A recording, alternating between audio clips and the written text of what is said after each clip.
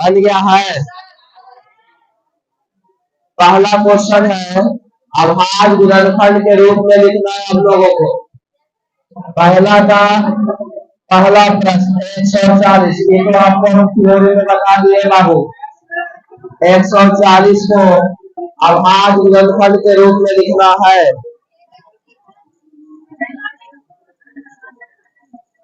चलिए बैठो, जगह ना मिल रहा है।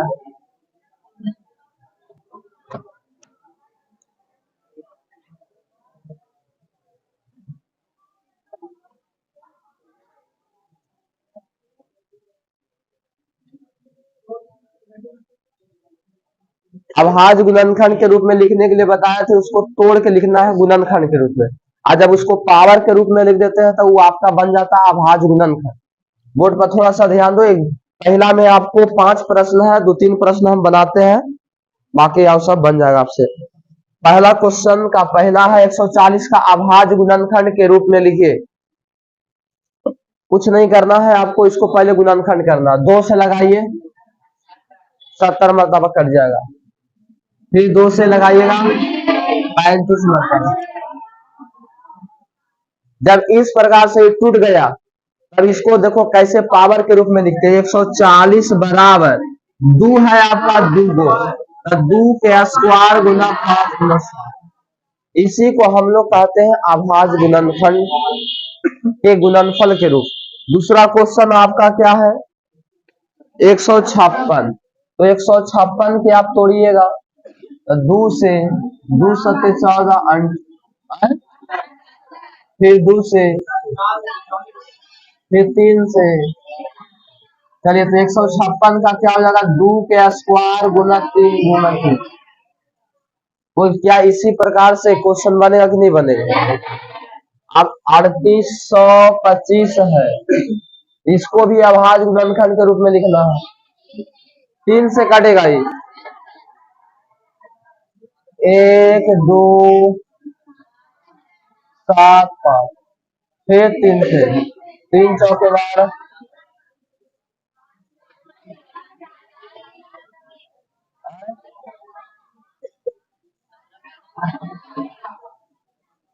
चलिए, तो 3825 का हो गया कितना,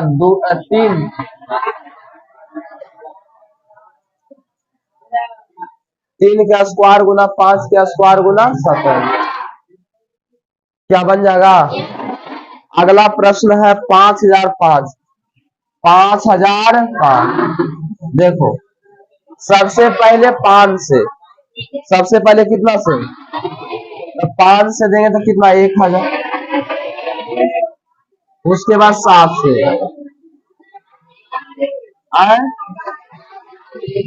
100, और उसके बाद, चलिए, तो इसको हम लिख सकते हैं 5005 को 5 गुना 7 गुना,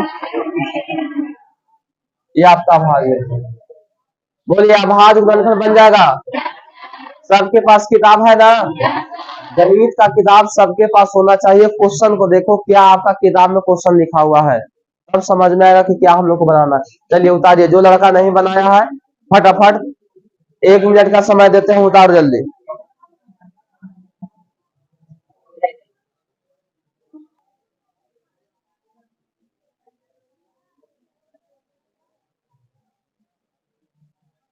क्वेश्चन दूसरा,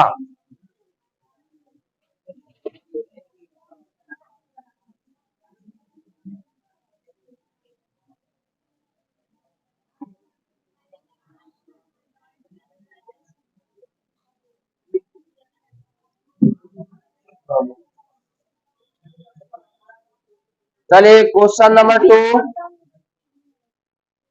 क्वेश्चन नंबर 2 कह रहा 2, देखो क्वेश्चन नंबर कह रहा 2 पूर्णांकों के निम्नलिखित युग्मों में, सुन रहा है सब? क्या सभी के पास आवाज आ रहा है रे बाबू?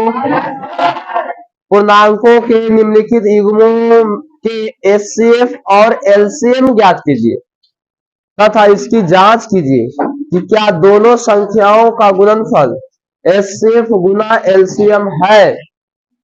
अब देखो एक फार्मूला तुमको हम बताए थे, याद है? फार्मूला बताए थे कि पहली संख्या गुना दूसरी संख्या बराबर एचसीएफ गुना एलसीएम होता है, बताया गया है। मतलब कि जब दो संख्या को हम गुणनफल करते हैं तो उसका एचसीएफ और एलसीएम के गुणनफल के बराबर हो जाता है। ऐसा क्वेश्चन सिखाए थे। वही क्वेश्चन कह रहा है कि पहले तो आपका इसका एचसीएफ निकालिए और एलसीएम निकालिए। पहला क्वेश्चन है, दूसरा के पहला 26 और 91 है। आराम से पहले आपको देखना है, 26 और 91 है। इसको आपको पहले एचसीएफ निकालना है और एलसीएम निकालना। तो सुनिए, हम आपको बताए हैं अभाज्य गुणनखंड विधि से एचसीएफ कैसे निकलता है, अभाज्य गुणनखंड विधि से एलसीएम कैसे निकलता है। सब लड़का लड़की बोर्ड पर ध्यान देकर। तो सबसे पहले अभाज्य गुणनखंड से एचसीएफ और एलसीएम बनाने के लिए पहले तो 26 और 91 का अभाज्य गुणनखंड करना होगा। बोलो, करना होगा कि नहीं करना होगा? तो 26 को क्या लिखा जा सकता है? 2 गुना 13 और 7 गुना 13, 13 दूना 26, 13 91। अब देखो इसका बात रहा एचसीएफ का, सब गौर से एकदम बोर्ड पर देखेगा रे पीछे, जो लड़का एकदम पीछे बैठा हुआ है बोर्ड पर देखो, लिखो मत खाली। यहाँ पर एचसीएफ और एलसीएम दो गो बात है। एक बात फिर से हम दोहराना चाहते हैं, एचसीएफ किसको कहा जाएगा और एलसीएम किसको कहा जाएगा। तो एचसीएफ वही होता है जो सब में मिलता है, सब में मिलता है। अगर मिलता है तो उसका पावर छोटा होना चाहिए। पावर कैसा होना चाहिए? एलसीएम होता है मिलेगा, मिलेगा या ना मिलेगा, सबको लिखना है। और मिलेगा तो पावर बड़ा होना चाहिए। यही बात को तुमको ध्यान रखना है। सुनो, एचसीएफ वही होगा, हम बात करें सबसे पहले एचसीएफ का, तो एचसीएफ वही होगा जो सब में मिलेगा। जो वो संख्या दिया है उस सब के गुणनखंड में जो संख्या होगा उसको हम एचसीएफ बोलेंगे। लेकिन पावर वाला भी रहेगा तो पावर छोटा वाला। 26 का गुणनखंड 2 गुना 13, 91 7 गुना 13। बताओ ये दोनों में कौन संख्या मिला? दोनों में संख्या मिला 13, तो हमारा एचसीएफ कितना हो गया? ये हमारा एचसीएफ हो गया। बात रहा एलसीएम का, तो एलसीएम के लिए जो मिलेगा और ना मिलेगा सबको गुना करना है। बताओ दोनों में मिला कौन, तो उसको लिख, जो मिला उसको लिख, आज ना मिला उसको भी लिख। ना मिला 2 और ना मिला 7, तो 2 गुना में 7, 182। ये आपका एलसीएम निकला है। बोल, बात समझ में आया? आप फिर से समझो, फिर से समझो। हम एचसीएफ के बात किए और एलसीएम के बात किए। एचसीएफ उसको कहा जाएगा जितना भी संख्या दिया है सब के गुणनखंड में जो संख्या तुमको दिखाई देगा उसी को हम एचसीएफ कहेंगे। एलसीएम, एलसीएम के लिए क्या करेंगे? जो सब में दिखाई देगा पहले उसको लिख देंगे, और जो ना मिलेगा सब में उसको भी लिख देंगे। जैसे 2 न मिला न 7 में, 2 यहाँ तो यहाँ 2 नहीं, यहाँ 7 तो यहाँ 7 नहीं, तो दोनों को गुना कर दिया, पूरा को गुना कर दिया, ये आपका हो गया एलसीएम। बोलो, समझ में आया? अगर यही पावर वाला होता, जैसे 2 के पावर 3 होता है या 7 के पावर, तो एचसीएफ में पावर जो रहेगा उसको छोटा लेंगे, एलसीएम में पावर बढ़ा लेंगे। लेकिन प्रश्न इसी में बोला, इसको लिख लेना है, रेडीमेड बात आपका है, काम करेगा। एचसीएफ के लिए याद रखना, सब में मिलता है उसी को हम एचसीएफ कहते हैं, और जिसका पावर छोटा होता है। इसमें एलसीएम में मिलेगा या ना मिलेगा सबको लिखेंगे, लेकिन पावर बड़ा होता है। प्रश्न आपको बोला, सुनो, प्रश्न बोला कि ये भी दिखाइए कि दोनों संख्याओं का जो गुणनफल होगा उसके एचसीएफ और एलसीएम के गुणनफल के बराबर होगा। सबके पास किताब तो है ही होगा, लिखल बात है यहाँ पर नीचे में। जांच कीजिए कि दो संख्याओं का गुणनफल एचसीएफ गुना एलसीएम है। तो यहाँ पर हम क्या करते हैं? अब जांच करते हैं। क्या करते हैं? जांच के लिए क्या करेंगे? दोनों संख्याओं का गुणनफल निकालेंगे। दोनों संख्याओं का देख बाबू बोर्ड पर सब ध्यान देगा जी। दोनों संख्याओं का गुणनफल। अब दोनों संख्याओं का गुणनफल क्या होगा बोल। नहीं नहीं, दोनों संख्याओं का गुणनफल तो पहला संख्या 26 गुना करेगा तो कितना आएगा 2366 आएगा। ये दोनों संख्याओं का गुणनफल आया था ना। और तुमको फ्री दिखाना है कि एचसीएफ गुना एलसीएम भी आपको इतना ही आएगा 2366 ही आएगा। तो एचसीएफ कितना आया 13 और एलसीएम कितना है 182। जब इसको में भी गुना करेगा ना तो आएगा इतने 2366। तो एचसीएफ गुना एलसीएम का मान और दोनों संख्याओं के गुणनफल का मान दोनों आपस में बराबर है कि नहीं है। ये कह रहा था जांच करके दिखाओ कि दोनों संख्या गुणनफल जो होगा उसका एचसीएफ और एलसीएम के बराबर होगा। तो दोनों संख्या का गुना किया, पहला संख्या 26 और दूसरा संख्या 91, इतना आया। एचसीएफ और एलसीएम गुना किया तो भी इतना आया, दोनों आपस में बराबर। चलिए लिखो इस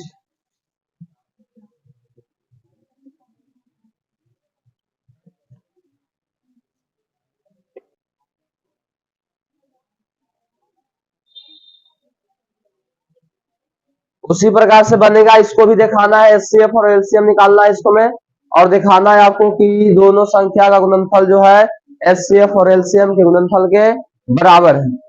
तो सबसे पहले 510 को तुमको गुणनफल करना पड़ेगा बाबू, उसके बाद 92 को करना पड़ेगा। बोलो 510 से गुणनखंड करो, इन्हें देख लो। पहले 2 से, तो 2 दूना 4, 2 5 10, फिर कितना से 3 से, 3 8 24, 3 55, फिर कितना,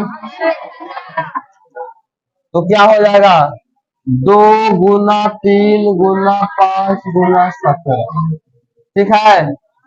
अब उसके बाद 92 है, तो 92 2 से, फिर 2 से, बस। तो 2 के स्क्वायर गुना 23। 1 मिनट सब गौर करेगा, बोर्ड पर देखेगा। 1 मिनट। अभी दोनों को हम तोड़ दिया, तोड़ने के लिए पहले से सिखाए थे। दोनों को जब हमने तोड़ दिया तो आया इतना। अब इसका एचसीएफ बताना है और एलसीएफ बताना। एक बार फिर से सब गौर से देखो बोर्ड पर। एचसीएफ क्या होगा इसका, एचसीएफ और एलसीएम, दो बात का चर्चा पीछे भी हम किए, अभी किए थे।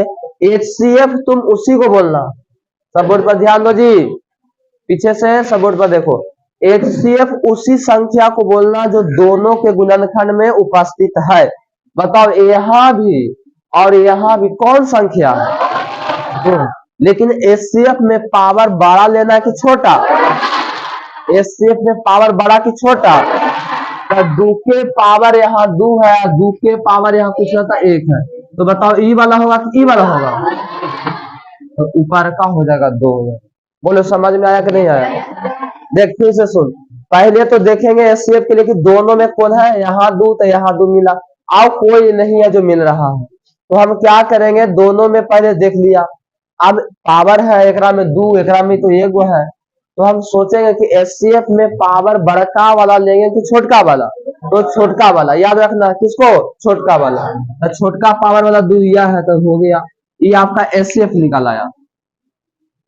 बात रहा एलसीएम का, तो जो मिलेगा उसको पहले लिखेंगे, लेकिन पावर बड़ा रहेगा उसको लिखेंगे। अभी लिखे थे ना वहां पर, तो दोनों में पावर बड़ा कौन है, 2 के पावर 2।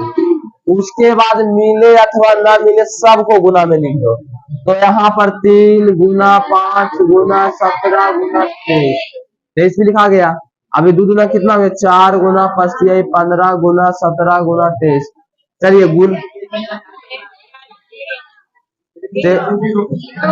46, ये आपको इतना निकल के आ गया एलसीएम। लेकिन प्रश्न कर रहा है, ये भी जांच करो कि दोनों संख्या का गुणनफल जो है उसके मसा लसा गुणनफल के बराबर है कि नहीं। तो यहां पर लिखेंगे दोनों संख्याओं का गुणनफल, दोनों संख्याओं का, सब बोर्ड पर ध्यान दे रहा है, पीछे वाला लड़का सब बोर्ड पर ध्यान दे रहा है। दोनों संख्याओं का गुणनफल, दोनों संख्याओं का गुणनफल कहने का मतलब हुआ दोनों संख्या को गुना करो। अब बताओ दोनों संख्या कौन है, 510 और कितना आता है, कितना, 46, 620, 920, 46,920। ये आया दोनों संख्या का गुणनफल। इसके बाद तुमको दिखाना है यहाँ पर एचसीएफ गुना एलसीएम, एचसीएफ गुना एलसीएम। एचसीएफ कितना है 2, आई कितना है 23,46 तो हो ही गया ना, 46,920। बताओ क्या दोनों आपस में बराबर है? यही कह रहा था, जांच करो कि दोनों बराबर है कि नहीं, बराबर है। चलिए जांच हो गया। और अगला क्वेश्चन जो इसी में है तीसरा, आपको 336 से 54 है, क्या बन जाएगा? छोड़ दे इसको। चलिए बहुत बढ़िया, तो इसको पहले उतारो जिससे नहीं बना है।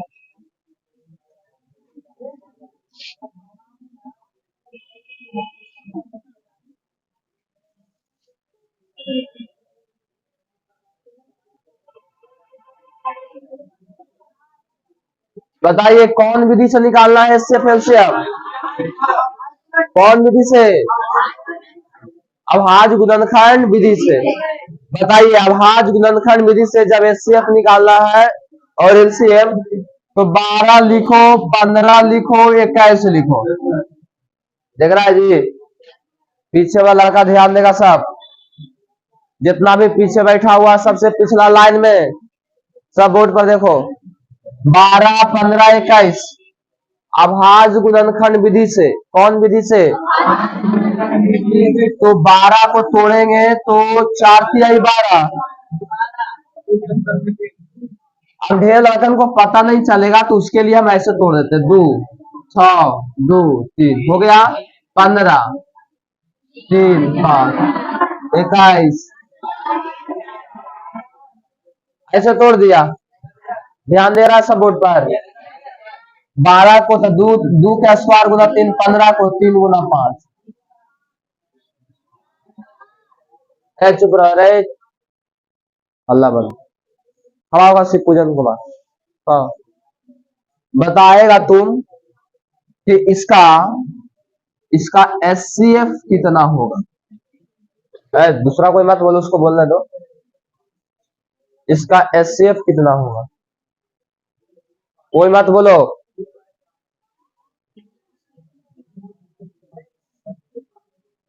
बताओ कहा सुनता है रे? एचसीएफ कौन होगा? कैसे 3 होगा? छोटा जैसे होगा, छोटा दूना है। पढ़ो तो बना दे उसको बोलो एचसीएफ कितना होगा इसका, कैसे? हाँ हमने अभी बताया कि जो सब में मिलेगा उसी को एचसीएफ बोलेंगे।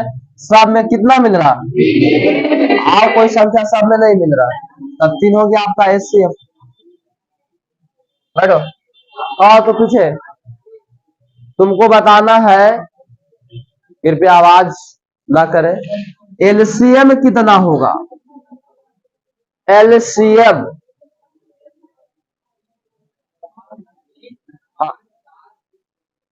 क्या करना होगा? सबको गुना करना होगा। पहले तो जो मिला और उसके बाद जो ना मिला, अब 2 का स्क्वायर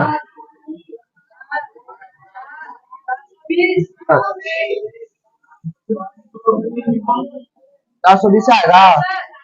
4 के 12 पे 60।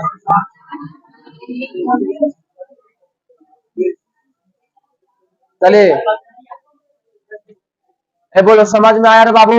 क्या ऐसा क्वेश्चन बन जाएगा? चलो उतार तो, उतारो उतारो, गेट बंद करो, धुआं आ रहा।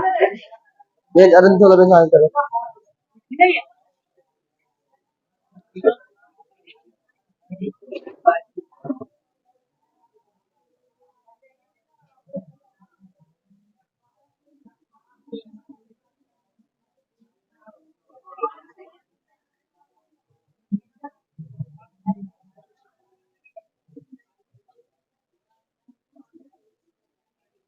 चलिए तेजी से उतारिए फटाफट इसको।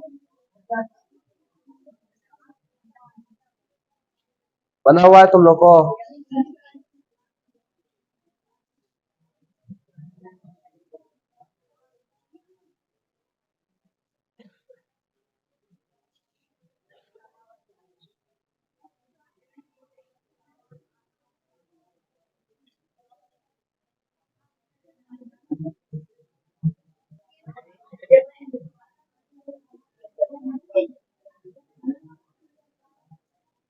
चलिए सुनो, आवाज बंद करो, बोर्ड पर ध्यान दो। एक क्वेश्चन था ऐसा, तीसरा का तीसरा, तीसरा का दूसरा, तीसरा का तीसरा है। ये जो दोनों प्रश्न, अरे लड़के जब हम बोल रहे हैं तो शांत रहो। यहाँ पर तीनों में कोई संख्या जो है टूटने वाला नहीं, मतलब ये तीनों आभाज्य संख्या, आभाज्य है ना, तो इसमें सब में एक होगा। तो 1 × 17 लिखा, 1 × 23 लिखा, 1 × 29 लिखा। एचसीएफ का बात आया तो सब में कुछ नहीं मिला, तो एक तो जरूर मिला, इसलिए एचसीएफ एक आ गया। एलसीएम का बात हुआ, सब गुना कर दिया, 17 × 23 × 29, 11 33 9, या तो 11 39 जो भी आता है गुना करके अपना मामला है, कर लीजिएगा गुना। 8 को हम तुमसे सफाई नहीं चाह रहे कि सही है गलत, बोल दिया कि गुना करके चेक कर लेना, तो चेक कर लेना। 8 के लिख सकते हैं 2 का क्यूब, 9 के 3 के स्क्वायर, 25 को 5 के स्क्वायर। अब इसका बात रहा एचसीएफ का और एलसीएम का, इसमें भी कोई संख्या कॉमन नहीं हुआ, तो एक तो सब में होता है, इसलिए एचसीएफ कितना हो गया, 1। एलसीएम का बात आया तो एलसीएम के लिए क्या किया कि सबको गुना करना पड़ेगा, तो सब गुना कर दिया। 8 × 9 × 25, तो कितना आ गया आपको, 1800। चलिए अगला क्वेश्चन, चौथा क्वेश्चन आपको बताया हुआ है। क्वेश्चन नंबर 4, थोड़ा सा ध्यान दीजिए। क्वेश्चन नंबर 4 कह रहा है, एक बार फिर से देख लो, एकदम वीवीआई क्वेश्चन है।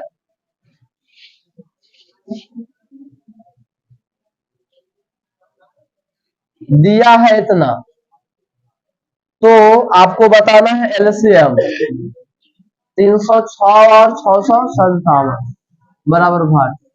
अब बताओ, जो फॉर्मूला हम लिखाए थे, पहली संख्या गुना दूसरी संख्या बराबर एचसीएफ गुना एलसीएम, तो वही बात है, थोड़ा सा गौर करो, प्रश्न को देखो। यहाँ पर एचसीएफ लिखा आगे में, अंदर में दो संख्या लिखा 306 और 657। पहला संख्या हो गया 306, दूसरा संख्या हो गया 657, लेकिन दोनों का एचसीएफ कितना है आपको कहा था, बताओ इसका एलसीएम कितना होगा। तो पहले तुम क्या करो, पहली संख्या को लिखो। कौन संख्या को लिखेगा, पहली संख्या बराबर 306, दूसरी संख्या बराबर 657, एचसीएफ बराबर, बोलो एचसीएफ बराबर, प्रश्न बोला एलसीएम बताओ, एलसीएम का फॉर्मूला पहली गुना दूसरी बटा में, मालूम है ना। तो पहली संख्या कितना अनुसार की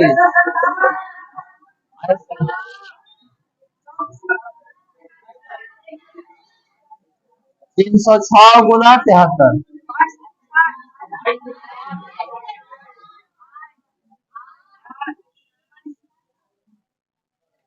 आपका आंसर हो। ये आपको थ्योरी में हम बता दिए थे। चलिए, जिसको लिखना है फटाफट नोट कीजिए। बन गया है, कोई बात नहीं ना। अगला प्रश्न,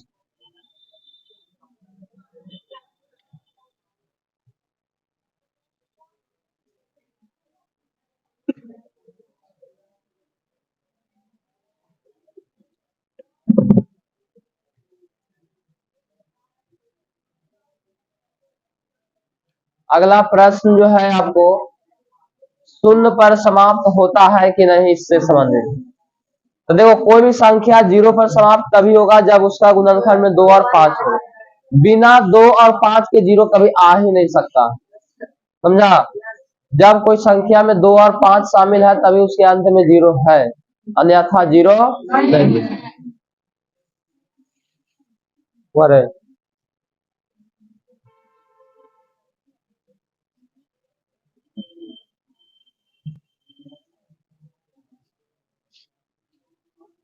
चौथा है पचमाना है क्वेश्चन, 7वां क्वेश्चन।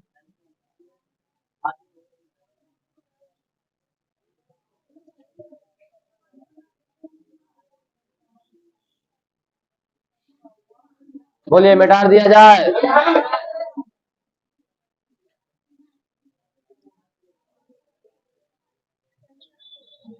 ऐसा प्रश्न सुनो बाबू, ऐसा प्रश्न जब भी मिले, ऐसा प्रश्न जब भी मिले तो जो अंदर में संख्या दे रहा था, वो के पहली संख्या बोलना है, वो के दूसरी संख्या। एचसीएफ रहेगा तो एचसीएफ दिया है, एलसीएम रहेगा आगे तो एलसीएम दिया है। अजय यहाँ पूछेगा वही आपको बताना है। एलसीएम बराबर भाट, एलसीएम का फॉर्मूला आपको लगा देना, पहली संख्या गुना दूसरी संख्या बटा में एचसीएफ। ऐसे तो फॉर्मूला दिखाया हुआ है सब, ठीक है। अब चलते हैं आगे, क्वेश्चन नंबर 5।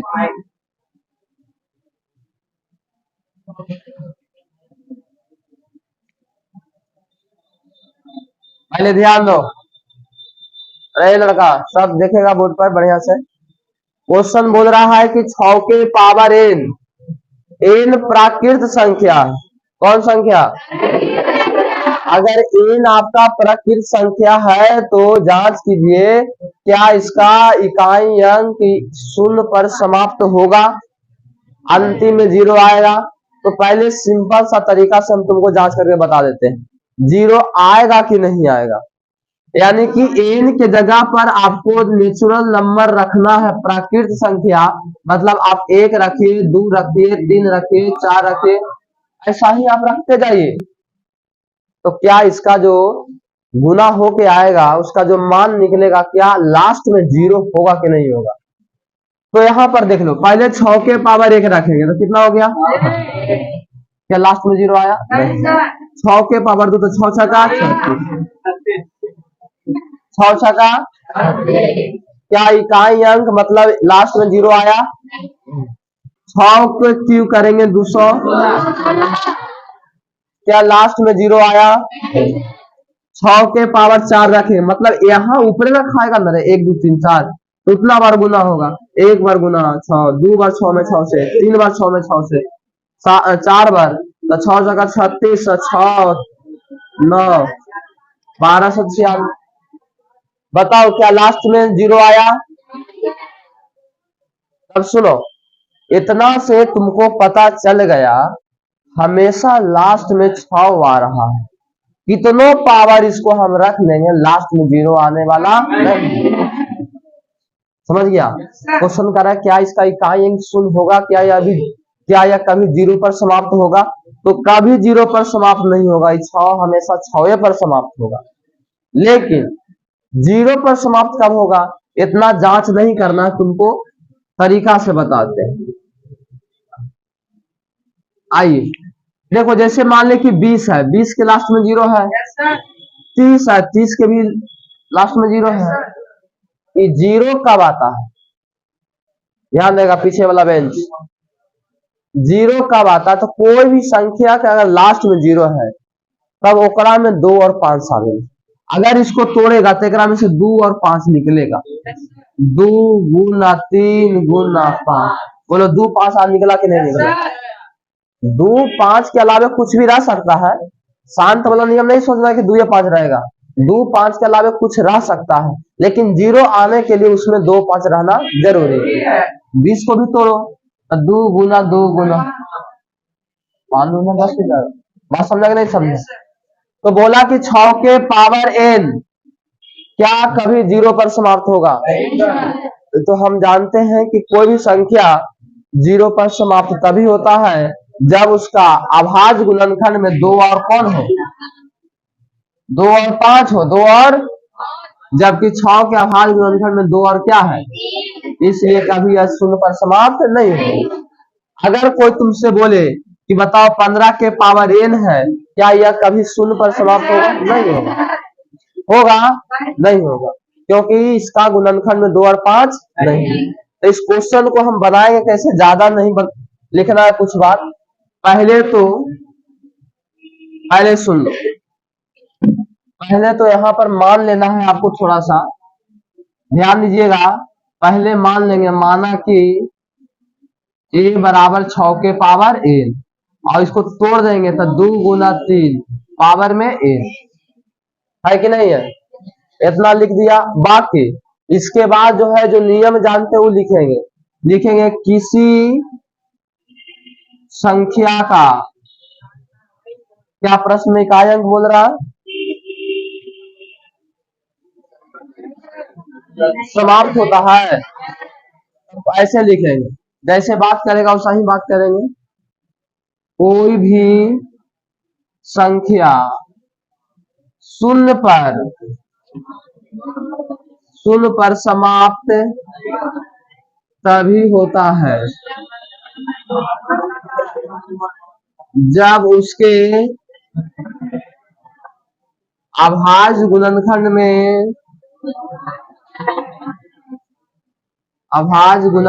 में दो और 5 होता है। समझ गया? अब बताओ, शून्य पर समाप्त तभी होगा जब उसका अभाज्य गुणनखंड में 2 और 5 होगा। यहाँ तो 2 और 5 नहीं है, इसलिए ए बराबर 6 के पावर एन शून्य, या तो डायरेक्ट लिख सकते हैं, इसलिए 6 के पावर एन शून्य पर समाप्त नहीं होगा। हम जानते हैं शून्य पर समाप्त तभी होगा जब उसको तोड़ना पर 2 और 5 आएगा, यहाँ तोड़ना पर 2 और 3 आया है, इसलिए यह कभी शून्य पर समाप्त नहीं होता। चलिए इसको नोट कीजिए।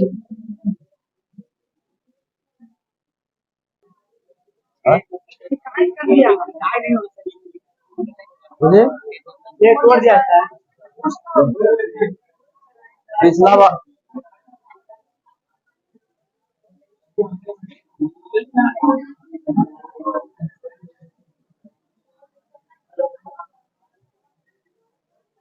चलो अगला प्रश्न,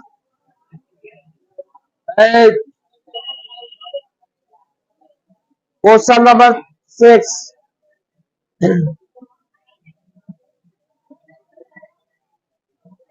चलेगा क्वेश्चन नंबर 6। क्या कर रहा? सीधा बैठो। क्वेश्चन नंबर 6 कह रहा है कि व्याख्या कीजिए कि भाज्य संख्या है, और भाज्य संख्या है तो क्यों है? 7 गुना 11 गुना 13 प्लस 13। देखिए प्रश्न कह रहा है कि आपको बताना है कि संख्या जो है भाज्य। तो पहले भाज्य संख्या का परिभाषा तुम लोग को याद है? अरे याद है जी? चलो ठीक। भाज्य संख्या उस संख्या को कहा जाता है जो दो से अधिक संख्याओं से विभाजित है। जो संख्या 2 से अधिक संख्याओं से विभाजित होता है उसे क्या कहते हैं? अब सुनो, आपको यह दिखाना है, तुमको यह दिखाना कि यह संख्या जो है 2 से ज्यादा संख्या से कट रहा है। अब 2 से ज्यादा से कटेगा तभी ना इसको भाज्य बोलेंगे, क्योंकि भाज्य का तो ऐसा परिभाषा है कि जो संख्या 2 से अधिक संख्याओं से कटता है उसी को कौन संख्या बोलेंगे। तो पहले इसको हम क्या करेंगे ना बाबू, मान लेंगे कि कोई संख्या अगर होगा तो ए के बराबर है। माना कि ए बराबर इतना, मान लेगा इतना। अब इसके बाद इसको थोड़ा सा एक काम करो, ये पूरा गुना में है, ये एक हो गया, 13 यहाँ भी 13 यहाँ भी 13, अगर तू कॉमन लेगा तो यहाँ 7 गुना 11, तो ए बराबर 13 गुना 11 सत्तर, ए बराबर 13 गुना 78। अब बताओ ये 78 और 13 दोनों गुना करके संख्या है, कितना होगा बोलो? 1000। अब यह संख्या क्या 2 से अधिक संख्याओं से कटता है? तो देखो यहीं पर पता चल जाएगा, ये जो संख्या है 13 से गुना करके आया, इसी 13 से कटेगा 13 से, और इसमें 78 भी है ये 78 से कटेगा, ये तो 1 से कटवे करेगा, 1014 से कटवे करेगा, लास्ट में 4 है, 2 से कटवे करेगा, यानी कहने का मतलब 3 से भी काटेगा। कहने का मतलब यह संख्या 2 से अधिक संख्याओं से कट गया। फिर से ध्यान दो, सबसे पहले मान लिया, माना कि a बराबर जो भी दिया था जिसको व्याख्या करना था कि भाज्य संख्या है, उसको मान लिया। अगर यहाँ पर देखा कि 13 है तो 13 को बाहर निकाल दिया, 7 गुना 11 प्लस में 1 हो गया, 77 अब एक यहाँ पर कितना 78 हो गया, गुना किया तो इतना आ गया। अब इसको चेक करना कि क्या संख्या 2 से ज्यादा से कट रहा है कि नहीं कट रहा है। तो पहला बात, ये तो 1 से कटेगा, दूसरा बात अपने आप से कटेगा, तीसरा बात लास्ट में 4 है तो 2 से कटेगा, चौथा बात 4 1 5 और 1 6 3 से कटेगा, पांचवा बात 13 से गुना होके आया तो 13 से कटेगा, छठा 78 से तो 78 से भी कटेगा।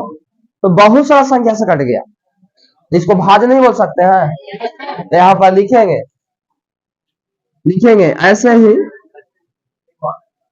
देखो संख्या चाहे इसको लिख दो या तो इसको, इतने से ही इतना आया है संख्या 7 गुना 11 गुना 13 प्लस 13 2 से अधिक संख्याओं से, 2 से अधिक संख्याओं से विभाज्य है, मतलब कट रहा है। इसलिए 7 गुना 11 गुना 13 प्लस 13 एक भाज्य संख्या। बोलो कौन संख्या है? समझ में आया कि नहीं आया? ए बराबर मान लो, कॉमन जो हो रहा है उसको कॉमन ले लो, सुनो गुना करके जोड़ दो, गुना करके लिया वो। अब चेक करो 2 को ज्यादा से कट रहा है कि नहीं कट रहा, 2 को ज्यादा से कट गया, भाज्य हो गया। नीचे लिख देना है फलना जो संख्या दिया है 2 से अधिक संख्याओं से विभाज्य है, इसलिए भाज्य है, विभाज्य है इसलिए भाज्य। उतारिए फटाफट।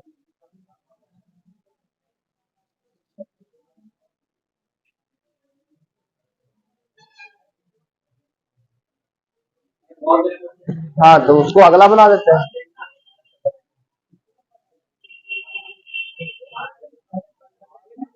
क्या हुआ जी?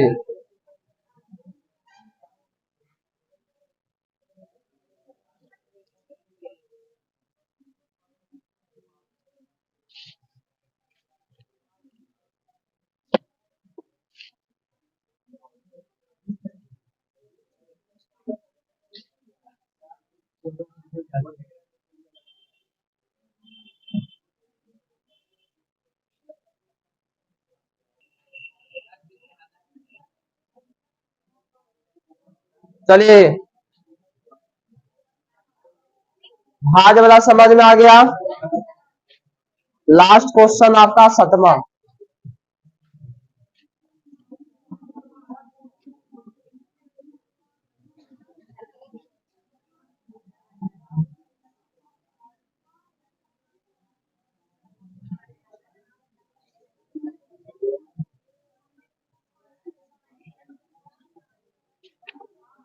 चलिए क्वेश्चन 7 जो है इस पर ऑब्जेक्टिव क्वेश्चन ज्यादा पूछता है, गौर कीजिएगा। लो कई क्वेश्चन इस पर आपको पूछा गया है। क्वेश्चन है 7वां, सब सुनिए, बोर्ड पर ध्यान दीजिए, सबका ध्यान बोर्ड पर होना चाहिए। कह रहा है कि किसी खेल के मैदान, किसी के चारों ओर एक वृत्ताकार पथ है। वृत्ताकार पथ मतलब वृत्ताकार रास्ता, गोल रास्ता। कैसा रास्ता? जिस पर दौड़ता है। इस मैदान का एक चक्कर लगाने में सोनिया को 18 मिनट लगते हैं। एक लड़की है, जैसे मान लिया जाए कि कोई फील्ड है, मान लो कि काको का फील्ड है, इस पर दौड़ने वाला एक रास्ता ऐसे है जो गोल दौड़ता है, जो वृत्ताकार है। कृपया बोर्ड पर ध्यान दें, तो सावधानी हटी तो दुर्घटना घटी तो तुरंत समझ में। अब इस पर एक लड़की दौड़ती है तो एक चक्कर लगाने में 18 मिनट लगता। के मिनट? कहने का मतलब हुआ अगर यहां से चलना शुरू करता है और यहां तक आता है फिर तो 18 मिनट लगता है। के मिनट? फिर प्रश्न बोला जब इसी मैदान का एक चक्कर लगाने में रवि को 12 मिनट लगता। ये है सोनी, क्या है? आई है रवि, इसको 12 मिनट लगता। सुनो रे, सोनी को लग रहा है 18 मिनट, रवि को लग रहा है 12 मिनट। बताओ तेज कौन दौड़ रहा है? रवि ना, खाना कम समय में पहुंच रहा है। चलो आगे सुनो। कह रहा कि ओवे ओवे दोनों एक ही स्थान से, दोनों जो है सोनी और रवि एक ही स्थान से एक ही समय दौड़ना शुरू करता है तो कितने समय बाद पुनः प्रारंभिक स्थान पर मिलेंगे? चल यहां देख, अगर यहां से दौड़ना शुरू किया रवि भी, यहां से दौड़ना शुरू किया सोनी भी, तो सोनी का स्पीड कम है, रवि का स्पीड, तो कितने समय बाद जो है दोनों जो है एजे पर आके मिलेगा? देखो रवि तेज दौड़ रहा है तो एक बार चक्कर जब मारेगा ना यहाँ, तो सोनिया के यहाँ आए थे तो रवि ढेर आगे निकल जाएगा। है कई चक्कर मारते मारते कोई समय, कई चक्कर में ऐसा समय आएगा कि दोनों आके, रवि कई चक्कर पूरा कर लेगा, आके सोनू और रवि यहाँ पर मिल जाएगा। यानी कहने का मतलब हुआ कितना समय के बाद दोनों मिलेगा। तो बताओ कितना समय के बाद एक ही स्थान पर मिलेगा? तो ज्यादा से ज्यादा समय में मिलेगा कि कम से कम समय में? नहीं, वो तो कोशिश करेगा कि जल्दी से जल्दी हम रवि के पकड़ ले। अरे सोनी जब दौड़ रहा, जैसे कोई आगे दौड़ रहा तू पीछे दौड़ रहा, तो चाहेगा कि तुम जल्दी से जल्दी उसको पकड़ ले, कम समय में कि ज्यादा समय में? बस यही बात को समझना, जितना जल्दी से जल्दी, जितना कम से कम समय में दोनों मिलना चाहेगा, तो जब कम से कम समय बताए थे, लघुत्तम बताए थे, न्यूनतम बताए थे, उसके लिए क्या निकालना? एलसीएम। क्या निकालना? तो तुमको जब भी ऐसा प्रश्न आए कि दोनों एक साथ, तीनों एक साथ, तो जब भी एक साथ बोलेगा तो सोचेगा कि कम से कम समय में, कौन समय में? कम से कम समय में। तो कम से कम समय के लिए क्या करेंगे? एलसीएम। तो यहाँ पर थोड़ा सा लिख देंगे, सोनी को एक चक्कर लगाने में लगा समय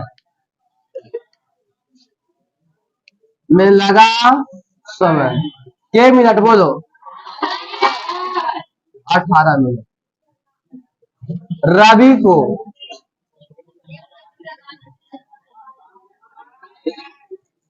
सुनो रे, सोनी को एक चक्कर लगाने में, देखो यही क्वेश्चन से तुमको कई क्वेश्चन समझना होगा कि जब भी मिलने का बात करेगा एक समय पर, प्रारंभिक समय पर, एक बिंदु पर, तो बहुत कम से कम समय मिलना चाहेगा, तो उस स्थिति में हमको एलसीएम निकालना होगा। क्या निकालना होगा?